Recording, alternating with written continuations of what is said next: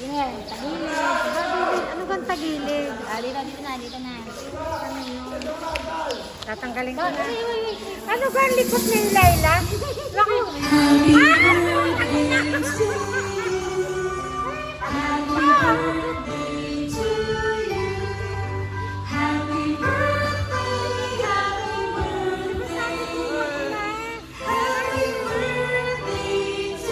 Ayan, sabay-sabay po tayong lahat.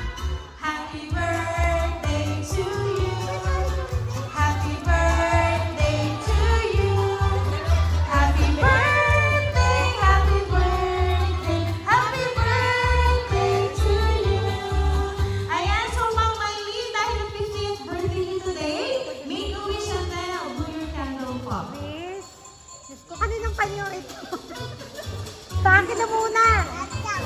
Diyos ko, ano wish ko? Pwedeng ako na lang.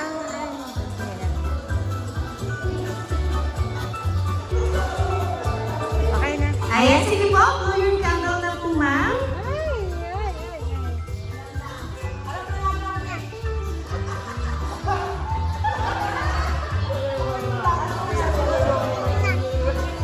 Ay. Ayan, so Ma'am Maylene, once again, happy birthday! Diyos ko, ipagal ko pa.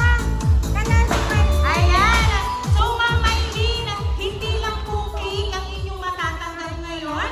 Kasi, sige po, Sir Randy, ibigay mo na ang iyong regalo!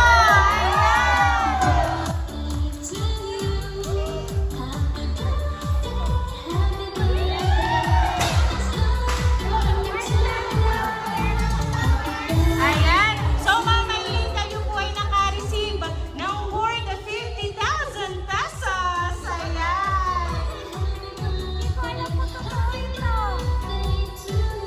Ayan, so ngayon po, meron lang po akong babasahin po message para po sa inyo. May message? Sino ba para message? Sino ba na message? Hindi ko na pala po babasahin yung message. Kasi mas maganda po yung nandito si Sir, sasabihin niya po yung birthday wish para po sa inyo. Ayan, so Sir Randy, lapit po kayo ma'am. Ano po ba yung gusto niyo pong sabihin para po sa inyong pinakamamahal at napakagandang misis na si Ma'am Maylene? Ay, parang naniligaw. Matutuwa ako, hindi ko ito naranasan ako. No, dali. Baka naman kamali ng pangalan. Napaalam ko sa inyo. Kamali na sabi. Baka hindi mo niya ako ng pangalan. Yung ay para sa iyo, bilhin mo kung anong gusto mo. At kita'y magpapagamot, hindi yan gagalaw. Basta bilhin mo kung anong gusto mo. Alamin ko to. Hindi ko dito gagalawin. Hindi may ginugusto ka. Bilhin mo kung anong gusto mo.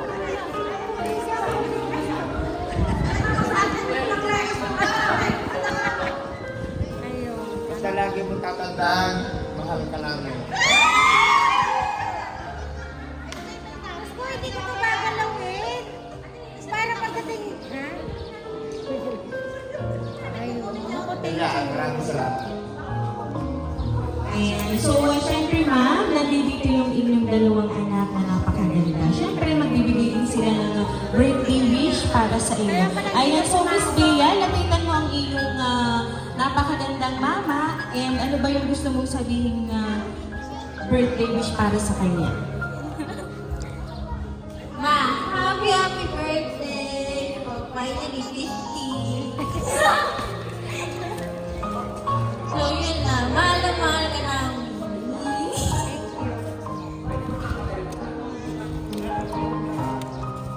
Ayan, so Miss Andrea, ano naman Wala yung si gusto mong sabihin Clarence. para kay Wala mama? naman eh, may pagganito kayo.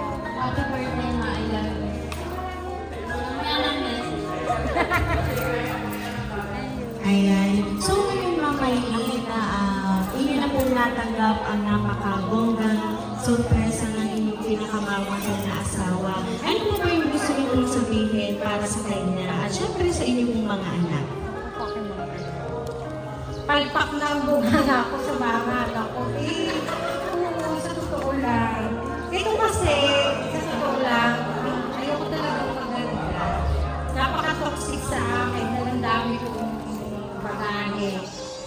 gusto ko lagi ay siya magpa-check up. Gawa ng December, sumama talaga ulit yung pakiramdam. Eh, hindi ko talaga siya ma-encourage na magpa-check up. So sabi ko, kung hindi ka magpa-check up, walang handa-handa. Ay nagkataon na session. So wala akong choice. Kailangan ko magpatanghalian. Isinabay pa yung libat. Talagang wala akong takas. So, wala. Sabi ko, ganito na lang. Total, hindi naman ako mag-aanda sa bahay dahil wala naman yung mga kapatid ko para dalawa nung naririnig. Tapos lahat sila nasa ibang lugar. So, yung pag-greetings nila okay na. Kung maganda, tapos may mga tiyahin, tinuhin ako na siyempre may mga nararamdaman, napilit na pumunta. So, tandaan naman lang na it's just an ordinary day. Siguro kung may pagkakataon na in good health lahat kami, dahil pati ako, ay may nasasalat dito, may nasasalat doon. So sabi ko, huwag na lang muna. Eh, nandito na to, kaya pala kahapon, ang sweet-sweet niya. Nasa Batangas City kami, no? Nasa Batangas City kami. Kuha na exam. May pinali tumawa. Ayun. So, sa pagtawag niya, abay, darling, nasaan ka? Yung asawa ko. Eh, may kaya na may pinatay din. Hindi ko alam kung nanginis o nagpapasweet-sweet baga. Walang. At hindi niya ako pinapagpakain ng baboy. Ganito naman. Ayun. So, sa aking mga anak, ay sabi ko nga, palpak ng bunganga ko, ganito, ganyan. Sadyang gayaan ng ina. Sadyang gayaan ng ina na hindi magsasawa na kayo ay gabayan, na kayo ay subaybayan, at higit sa lahat, turuan kung ano ang dapat. Kung ako'y nagkakamali, ay inyong sasabihin sa akin.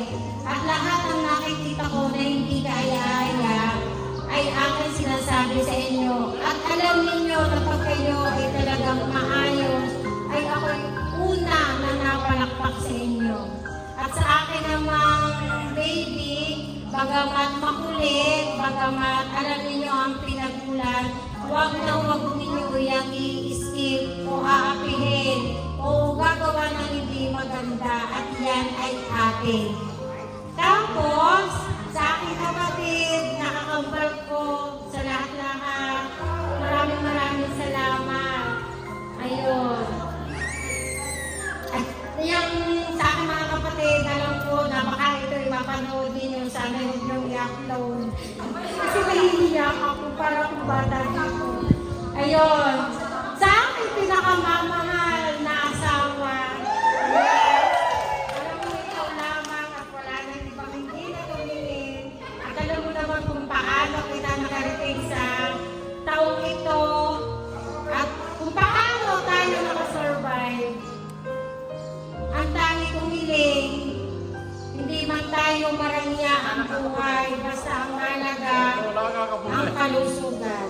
Yan lagi ang sinasabi ko, ang ating kalusugan dahil alam ko ang pinagdaanan. Talagang ayoko lang mahuli. Ayun. Sa aking mga kasamahan, ako maraming salamat. Bagamat ako ay minsan isumbungin, minsan dyan ngayon ay natandaan na din. Ayun, yung Pilipino, alam mo na, pagsik-paksikan lamang sa umpisa, pero napakalambot po. Napakalambot. Sa totoo lang. Ikaw, maraming salamat. Antala ang ating ganap sa mga BHW. Kayo magsasawa na ako ay mamuli tayo na sa tanod. Kayo magsasawa na ako ay kulitin. Sa mga hindi nabanggit, ay nako, maraming salamat po. Alam ko sa mga asa-asawa na naririto, na mga kasama ko sa hanap buhay. Kung paano ko tinrato ang aking mga kapatid, ang aking mga anak, ganun din po ako sa inyo. Hindi ko man po ma-express ang kahalagahan nyo sa akin in words, pero sa gawa, baka naman po ay nakikita ninyo. Yun lamang po. Sa may dala ng kapirahang are daw po ay mahal ang bayan. Naku, kaya ay baka sabi ng akin joke sa akin darling, ay huwag daw iibuin. Ay hanggang kailan ko hindi iibuin. Aba, hindi hanggang din na lamang. Iniisip ko kung ano yung gusto kong bilhin. Ay, ang gusto ko talaga magpa-check up. Pa-check up kami dalawa.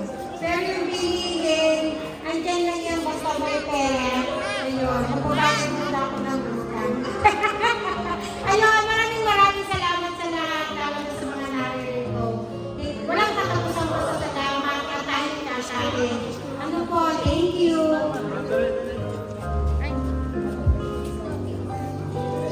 Maraming Angel. Ayan. So, di ba, Ma'am Maylene, na-surprise ka ba din? Oo, hindi ko alam eh. Ayan. Akala ko kasi nagkasundo kami. Nagkasundo kami na walang anuman. Siyempre po, si Sir Randy, hindi kayo makikiin. So, wala po kayong handa sa bahay. Dito niya po dinala ang napakabonggang regalo na para sa inyo mula sa kanyang puso. Ayan. So, kaya